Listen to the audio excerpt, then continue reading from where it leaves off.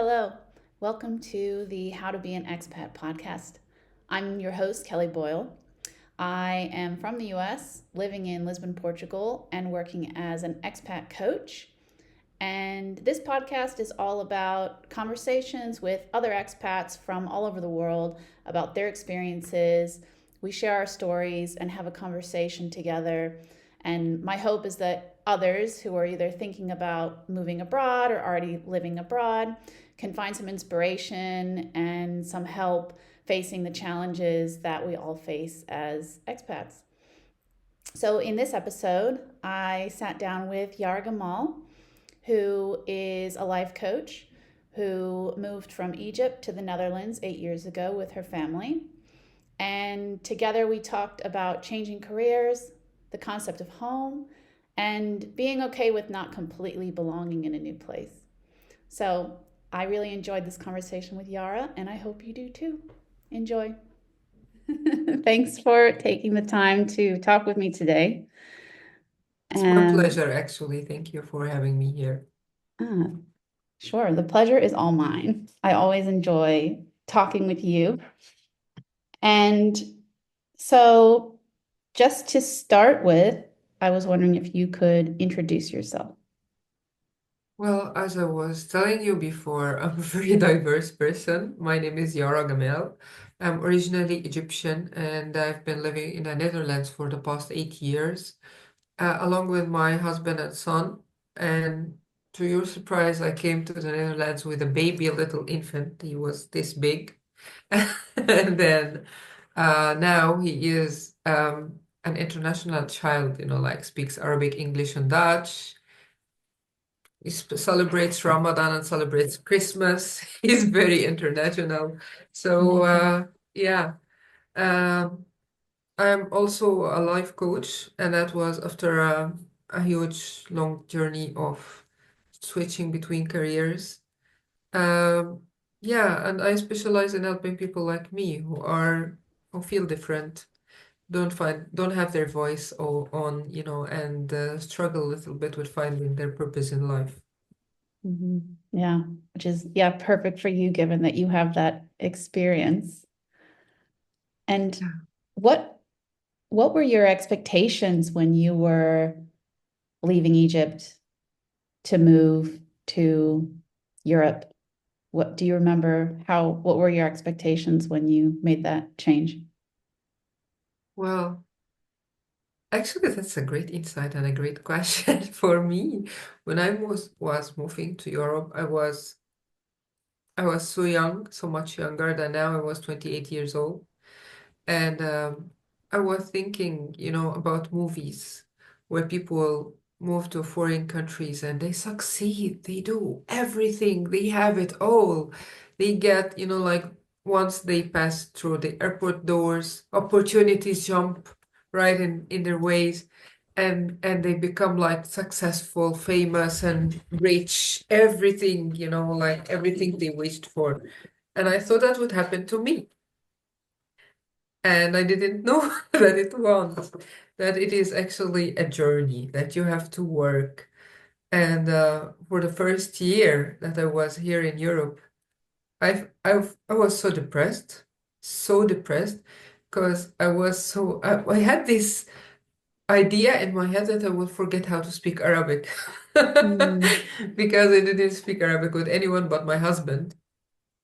And I was so lonely, I couldn't find any friends, even though I was living in Amsterdam, which is a very, very international city. But I couldn't find anyone, any friends, or to be more precise, any people I like, or people like me. I could find people, Egyptian or Arabic from certain countries or one or another, but I couldn't find someone who looks and sounds and thinks like me. So it was a challenge. And I thought, oh my God, what have I done? Why did I come here? Where are all the opportunities that I promised myself I would have? So right now, I hope that there was an older, more wise Yara that has been there to manage my expectations. Because my expectations were somewhere else. Yeah. Mhm. And after that first year of feeling depressed, of not finding people you liked, what happened? What changed? How did you sort of dig yourself out of that? Well, what I did is I started talking. Mm, I was so silent. The first year, I was so I was so silent. I was afraid to make a mistake, to say something that people didn't like because I didn't really understand the culture. I didn't understand the background. So I was so silent. People would sit with me and talk for hours, and I wouldn't say a thing. But then I said, so what if I make a mistake? So that particular person would hate me or not be my friend? I don't care anymore. And I started talking to people, asking them, have you found someone who does this and that? What do you think about this and that? Asking for people's opinions, backgrounds, reviews, anything. Until I found a group of people who I actually liked. And then I said, I'm going to start studying. mm. When I started studying, it's a funny story because my husband is a software engineer, so I thought I would study software so we have more things to talk about. But then I hated software. I am not a very technical person, but I still follow through with that. And then when I got my first job, Corona hit, COVID-19, and everyone stayed home. Mm, So I had to sign off my first contract the same day I signed my first contract. I had to terminate it the same way, said on the same day I signed it. They sent me an email by the end of the day, sorry, Yara, we were so excited to have you on board, mm, but there mm. is a huge lockdown and we don't know what is going to happen to our company, to the world later on. So thank you so much. Here is 1 month's pay and bye bye. Wow. Wow. Well, at least they gave you that.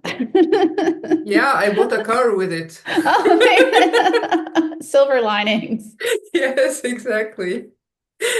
If that happened in the US, they would have just been like, yeah, sorry, bye. There's no money for you. You don't get a car. Oh man, Yeah, that's a rough start. actually that's one of the things that I really love about Europe. There are big laws that protect workers, and I didn't know that. Back in Egypt, in my background, people don't know what the word burned out means Mm, because they work while burned out. No one knows what that means. yeah. And here, when you say, I'm very tired, I cannot concentrate, I have panic attacks, I get blocked vision, people say, yeah, you're burned out. Here, go, take a leave, six Mm, months, 1 year, whatever you need, and here is your salary. And I was like, what? Is that even real? You know? yeah. So, yeah. Yeah. I feel similarly about the US. Like, I was just writing a blog post about this actually, about the difference working in Europe and the US. And yeah, sounds like similar to Egypt. The US has this crazy work culture that's really intense.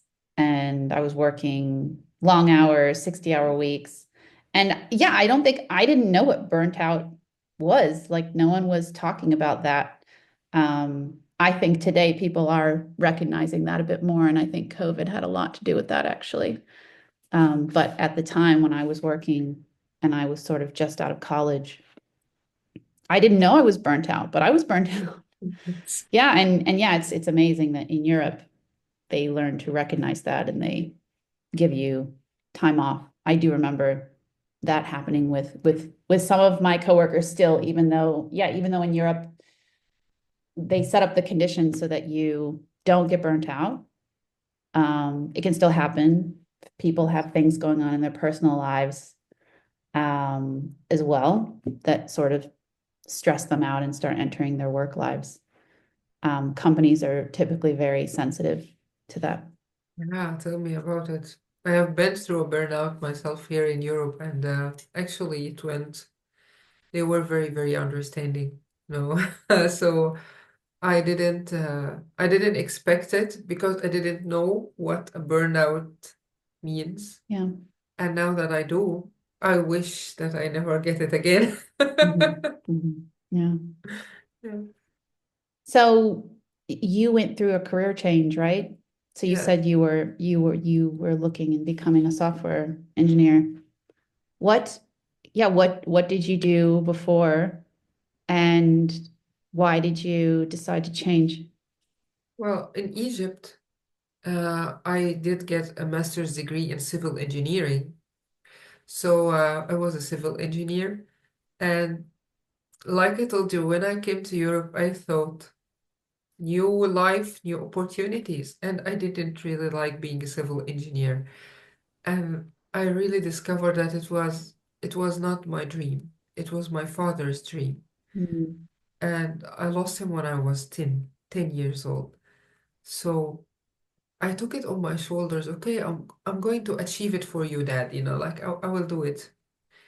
And I became a civil engineer and I hated every second of it. mm, I am not a very materialistic person, and being a civil engineer is dealing with material on a daily basis, like cement, water, and types of rocks, soils, and so on. So I didn't like it.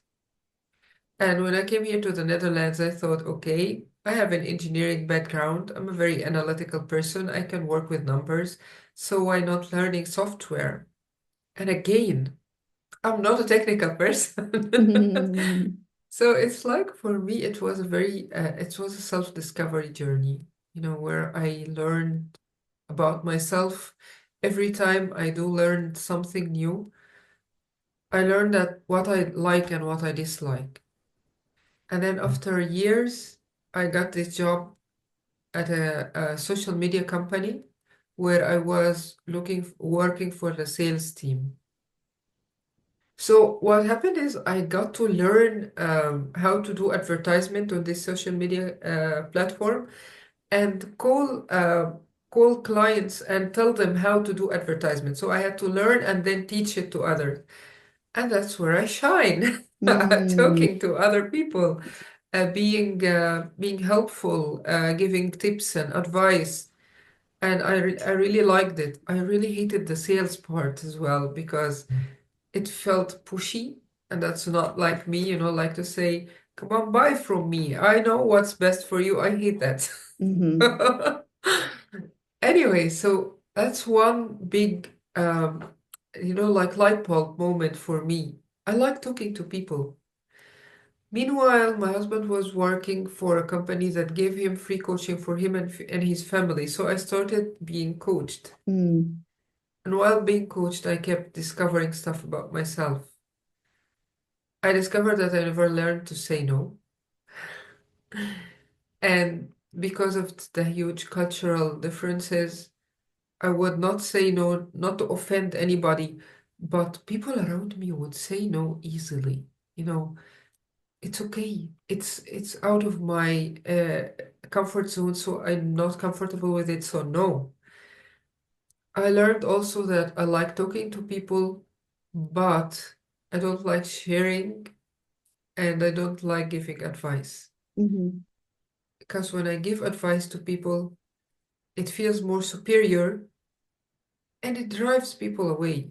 mhm. Yeah. I also learned that I like coaching. And that's where, like after this long journey of trying to find myself, I found coaching. And I found a supportive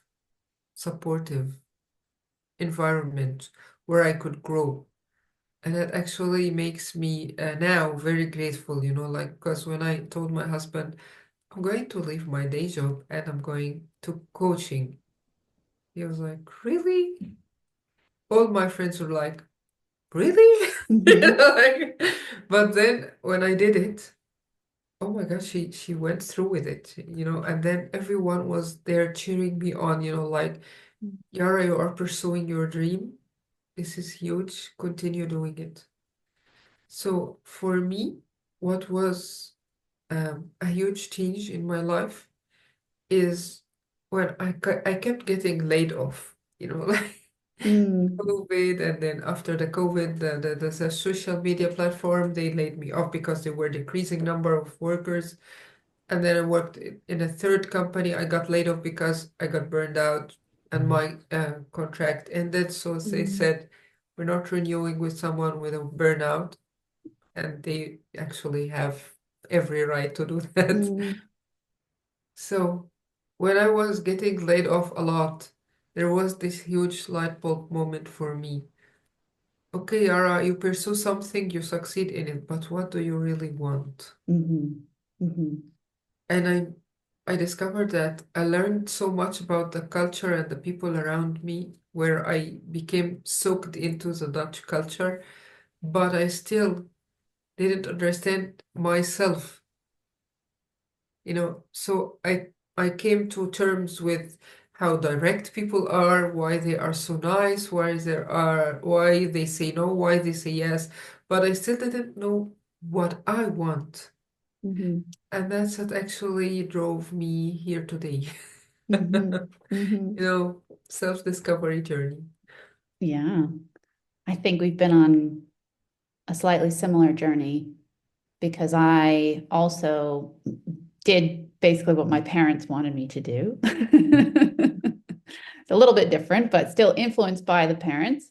It's a universal thing. Yeah. Yeah. Your parents want what's best for you. And my parents encouraged me to go into business and become an accountant.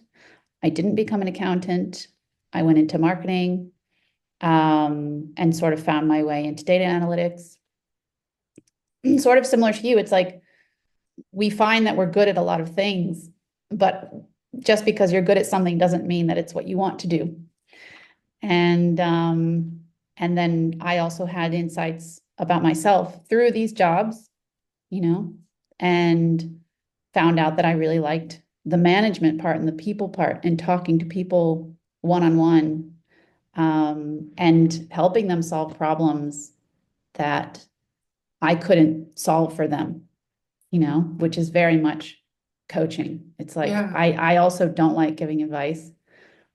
I think people, unless they directly ask for your advice, I don't like giving advice. Yeah. Um, and sometimes even if they directly ask for advice, they're not going to take your advice. I really believe that it has to come from within that person for them to really be motivated to do it. Yeah. And yeah, that's something I learned along the way. And so when I discovered coaching, that really resonated with How me. did you discover coaching? That's a great question. Um, I, I had always thought about becoming a therapist, and I'm still thinking about becoming a therapist. But I started looking into what the schooling would be like because I don't have I took psychology courses in when I was in university, but I didn't get a degree in psychology. And I live in Portugal, and if I wanted to become a therapist in Portugal, I would need to go back to school for 5 years.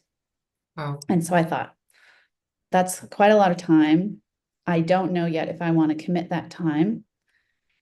And so I was at a yoga retreat and speaking with the other people there, and one of the women was seeing a coach. And she said that she had been deciding between seeing a coach and seeing a therapist, and she picked the coach. And it was like a light bulb moment for me where I thought, oh my gosh, like Coach.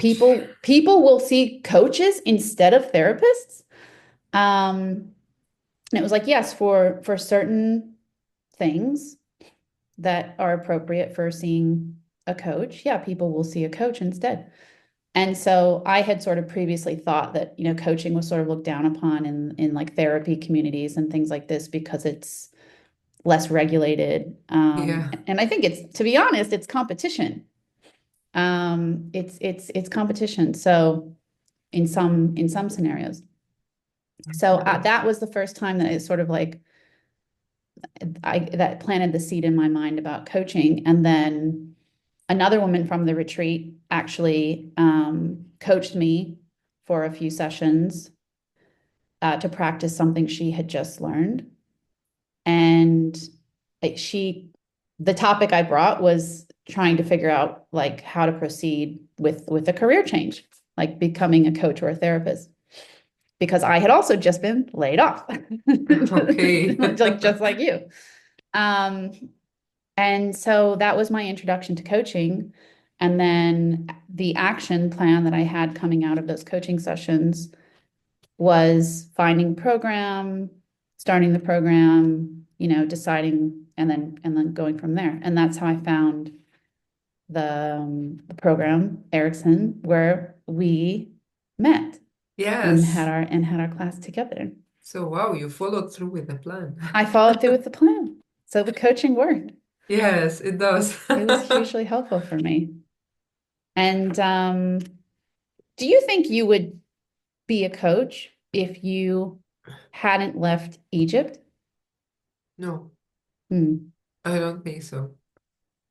Well, for me, in Egypt, my life was already decided for me. I already was a civil engineer. I already had a job. I already pursued master's degree and I was going to do a PhD. I hated it, but I was very good at studying, so I thought, why not? And at some point, I thought, I don't like this, but it was pretty decided for me, like everything was decided. And I didn't know whether I would have become a coach or not. But what I know is I wouldn't have been as happy.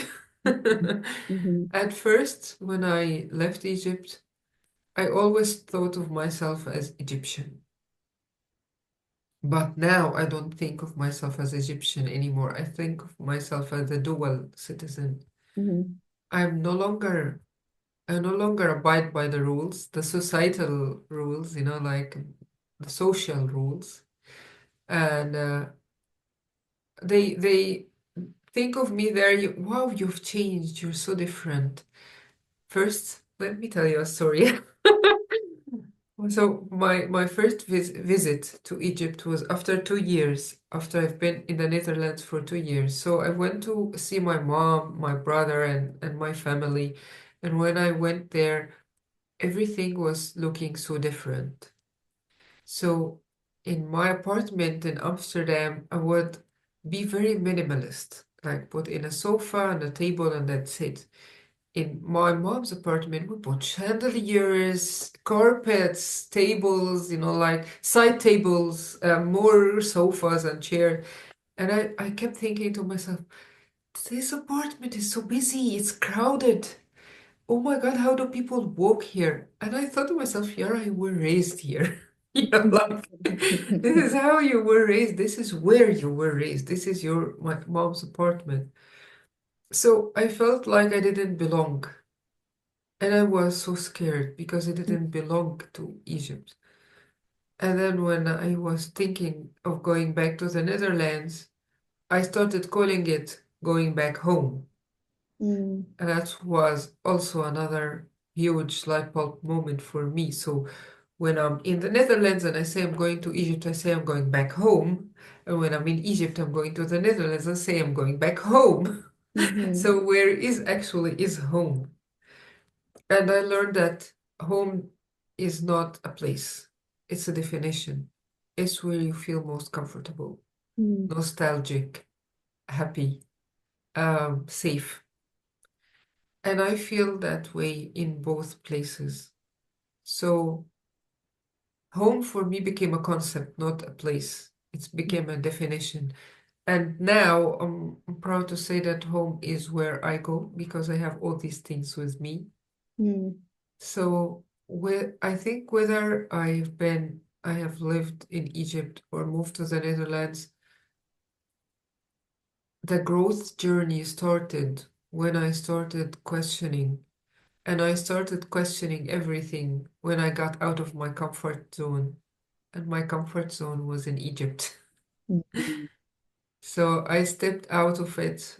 New weather, by the way, the weather here is so different. Yeah. New culture, new language, new people. And yeah, new me. Started questioning everything I know, everything I learned, and face myself, like this is not working. You have to be courageous, brave, and admit it. Mm. And here I am today. Hmm. Yeah. So if you hadn't moved from Egypt, you wouldn't necessarily be questioning these things, questioning yourself and and growing and becoming the person you are today and the coach you are today. Yeah, I I refer to me coming here as the big move. Mm. For me, it was a big move, but it wasn't only moving physically, It was a big move on every level. Growing in the same place as a child and then becoming an adult. You have your support system, you have your family around, your cousins of cousins, everyone, and your old college friends, you know, your old school, high school friends. You have everyone around, and you know that they are a phone call away or one step into a car or a taxi away. You feel a little bit safe and included, but then you travel and one of the biggest challenges, for example, and it was a very tiny, tiny challenge, is when I wanted to go to the bathroom when my husband was at work and I have a toddler. Normally, I would leave him to my mother. You know, I would say, Mom, can you handle my son for a couple of hours while I go home and fix up something in the apartment, take a shower, and then I will come pick him up. Or I would leave him with a neighbor, with someone I know, like under trust. But there I am in this beautiful country, and it never seemed emptier, like it's like the world is so empty. It's me and my son alone. My husband is at work, and I really need to go to the bathroom.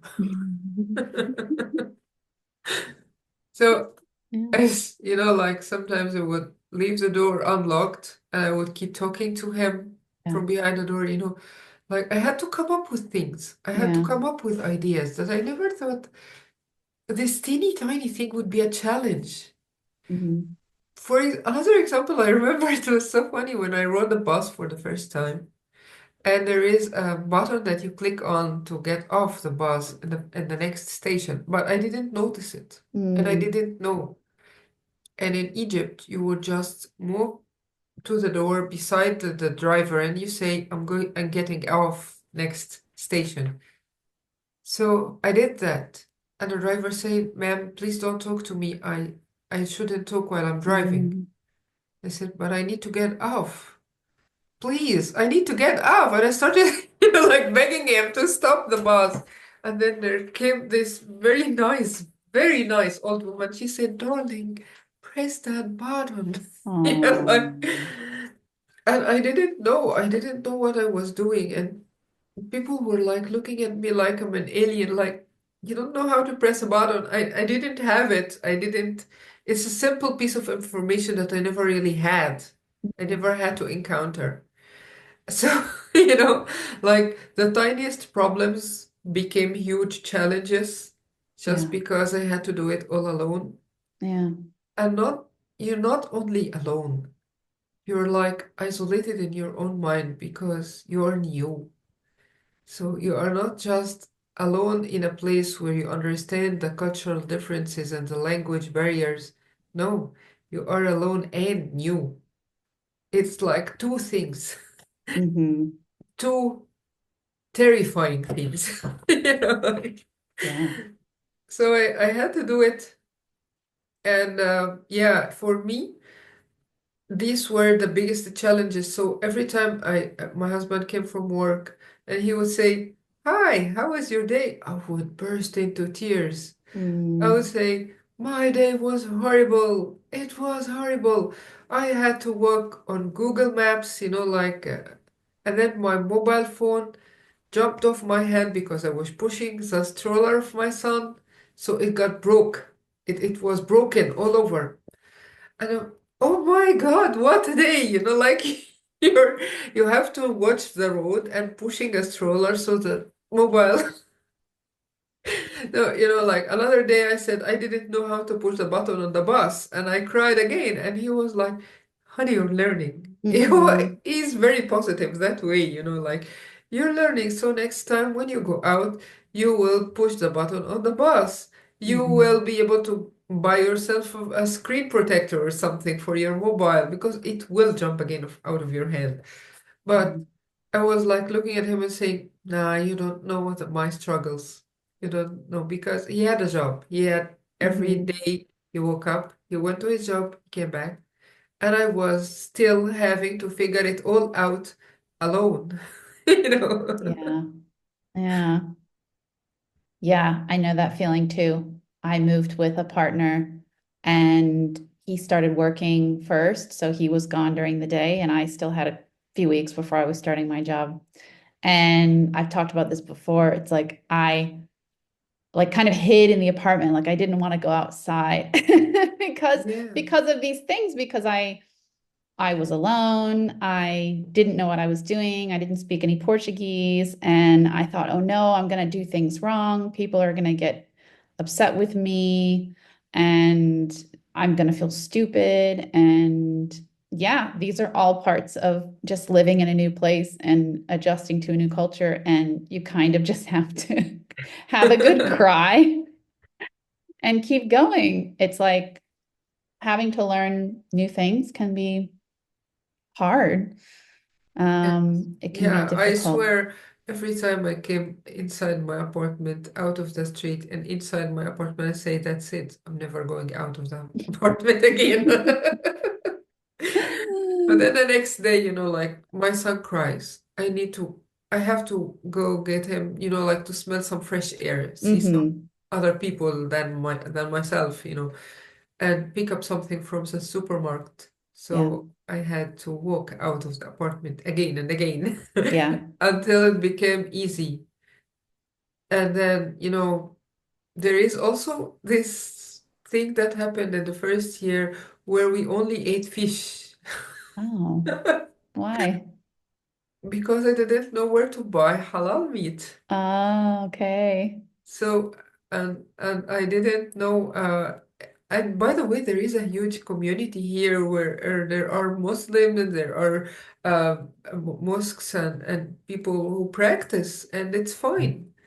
But for me, it was very, it was very hard to find it.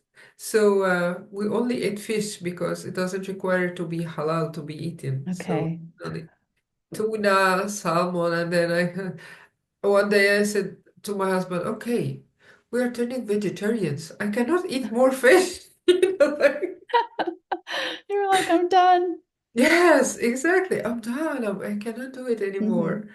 And then one day, by chance, I was walking down the street. I saw something called halal slagerij, and that's in Dutch it means Hmm. butchers. So it's and I walked in and I said, "You sell halal meat?" And he says, "Yes, sister. Hi." I was like, "Really? Hi, I like you. You are a very nice person." And he was like, "Okay, thank you."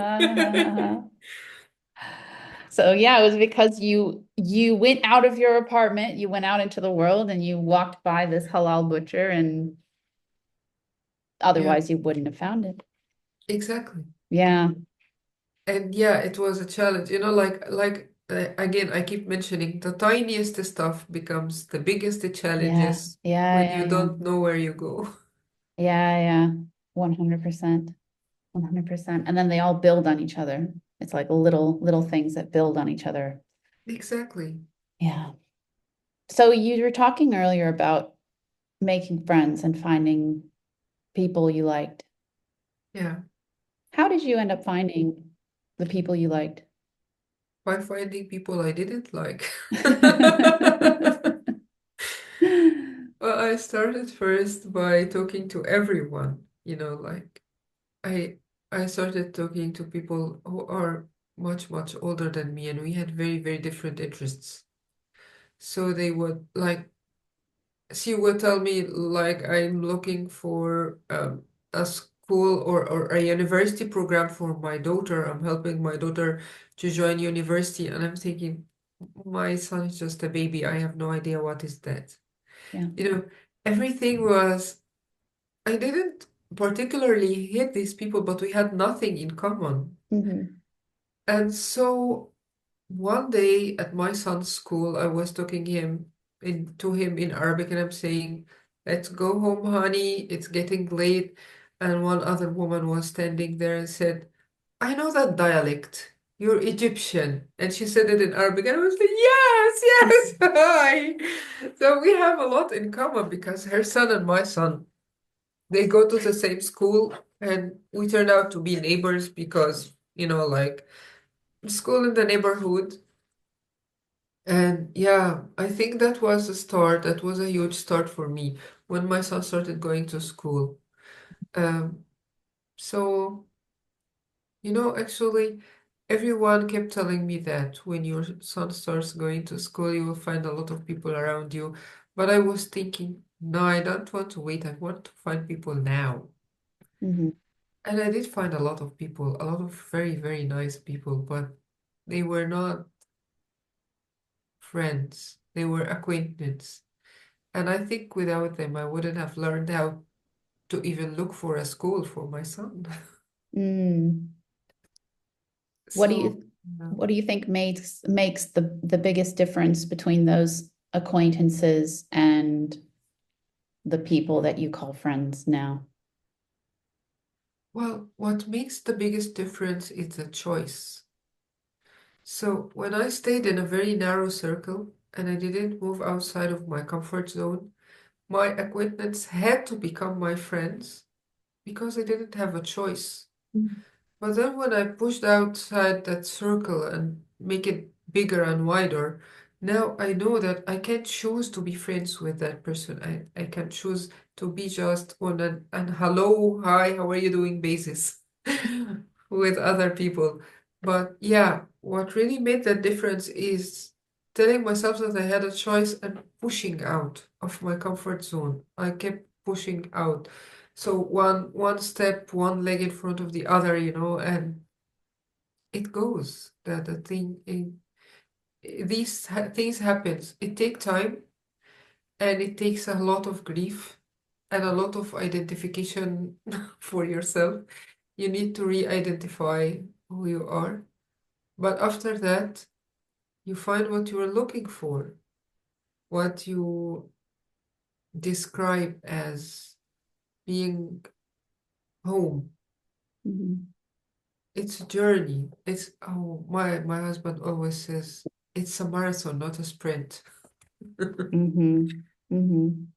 Because I'm always in such a hurry, like I came to the Netherlands and I was thinking, tomorrow I'll find a job. The day after that I will find a lot of friends, and like I'll buy a house. You know. And then I found out that I had to find myself first. So yeah. Traveling to a new country is a challenge because you only know one thing, which is where you were raised. Mm-hmm. And then when you start looking around you and you find everything is so different, you feel like, who am I? How do I fit in all this? Mm-hmm. And now I found out that I fit in my own unique way, but it had to be 8 years. Mm-hmm. So it doesn't have to be like that for everyone, That's why we are coaches, I think. Mm. That's why you are here. That's why I am here. To help others. Yeah. Doesn't have to take everybody 8 years. Mm-hmm. Yeah. Yeah. Everyone's on their own timeline. But yeah, maybe we can help speed it up. Yes. And talking helps. Mm-hmm. Mm-hmm. Yeah, having someone to talk to about it helps a lot. Yeah. And I'm curious because you're talking a lot about identity and sense of self, which is something we talk a lot about in coaching as well. And how do you think that being like around the Dutch has influenced your sense of self, if at all? Yeah, it did. Well, first of all, I'm sorry, I came up with a lot of stories today. It's perfect. So, first of all, my first day here in the Netherlands, people would look at you while passing on the street and they would smile at you and say hello. Mm. And I didn't know that. So I was thinking, is there something? Do they need something? Do I have to make a conversation? I don't know, like what should I do? And then it kept happening and it kept happening. And I said, okay, they are genuinely nice people. So on my first visit to Egypt, I was walking down the street and I said to someone, hello, Ah. in Arabic. And she was an elder woman and she said, what do you want? And okay, I said, Yara, you are not in the Netherlands anymore. Uh-huh. Okay. Uh-huh. Remember who you are. And that is actually a huge example. So, like, you have an identity, but you have personalities as well. So, I have now two personalities. One that I Mm. address people with in the Netherlands, and another one I use to address people in Egypt. Because when I first came here, like I told you, when people were being nice to me, I was scared. I didn't know. And I mentioned earlier that I noticed how people would say no to something that doesn't suit them. And I didn't have that boundary. For me, it felt like, am I being disrespectful or impolite with people for saying, no, you cannot come to my house today, I'm very busy. Come tomorrow. Or let's figure out another time that suits both of us. So when someone said, I will stop by your house, and I would say, okay, even though I have to attend something, and I would cancel that thing just to be home for that person. And they come and they stay for 10 minutes, like giving me information about something, telling me something, and they leave. And I've missed an opportunity. So I thought, I should learn to say no, Mm. to build healthy boundaries. I didn't have that, and I didn't know how to do it. Mhm. It became a part of my pursuit, by the way, to build these boundaries and so yeah, on the identity level, I changed a lot. Mhm. Mhm. Influenced by the culture that you were in. Yes, Yeah. how direct people are. They are very direct. They don't give compliment unless they mean it. And when I was in Egypt, people would give compliments here and there. Everywhere you would be. And when I came here and people wouldn't, yeah, like say, yeah, it's nice. They don't do, yeah, wow, I'm so impressed. This is, I was thinking, well, perhaps they didn't like it so much. But then I learned that no, they are just being direct. Mhm. Mhm. And it's very actually relieving, like I felt relieved that people are being direct. So I did when I did something wrong or and not culturally appropriate, they would tell me. And and I say, sorry, I'm a foreigner, and they would understand. Yeah. So simple. Yeah. That's actually helpful, that helps you to learn faster. It's like the woman that helped you on the bus. It's like you just Exactly. have to press the button, dear. Like they're direct, um, but not necessarily angry about it, No, So not rude, they're not angry, being just helpful. yeah, Yeah. just saying things as it is. If if you come from my background, you'd be offended Hmm. and apologetical, like I'm so sorry, I didn't mean to, and they would like, it's fine, really, like it's Yeah. fine. I'm just letting you know that this doesn't happen this way, and I really didn't know that, so I had to learn to accept that it's okay to not belong, but Mm, to keep an open mind and learn. mm, So I didn't belong at first, and I think sometimes I still don't. mm, But it's okay. It's okay that I don't belong because I was not born here. I was not raised here, so it's fine. Have an open mind, keep an open mind, and learn about where you are. It's a growth opportunity. hmm. Yeah, I was going to ask you if you had any advice for people who are thinking about moving abroad or just moved abroad, and that sounds like pretty good advice. Keep an Yes. open mind. Keep an open mind and know that yeah, you may never feel like you completely belong. I feel the same way in Portugal because I've been here for 6 years and but I still don't speak the language fluently. I'm getting closer every day, Yes. but I don't speak the language fluently. And I think maybe even if I did, I still wouldn't ever be completely accepted. Like I'll never be Portuguese because I wasn't born here. Even if I get citizenship and I have a Portuguese passport, I'll never be Portuguese. And I'll always feel a little bit like an outsider. And So what? yeah, that's okay. That's okay. It's people are kind, people are friendly, people will help you when you need it. And I have a strong group of friends, international friends, some Portuguese friends. And so I don't need that extra feeling of belonging, I don't think, because I feel like I belong with the people that I care about, right? It's kind of like what you were saying. It's like you were looking for the people that you like, Yeah. and that's what matters is that community, is those people that make you feel home. Home. Yeah. Home is a concept. Yeah. Home is a For concept, not a me, place. yes, for me now, it's like every time I feel estranged, I feel like I don't belong. I tell myself that these words, Yara, home is a concept. If you're feeling grateful, if you're feeling safe, if you're feeling understood, you are home. Home is a Mm. concept, Mm. and it helps. I love that. I love that. So as we wrap up our conversation now, is there anything else on your mind that you want to add about your experience as an expat, as an immigrant?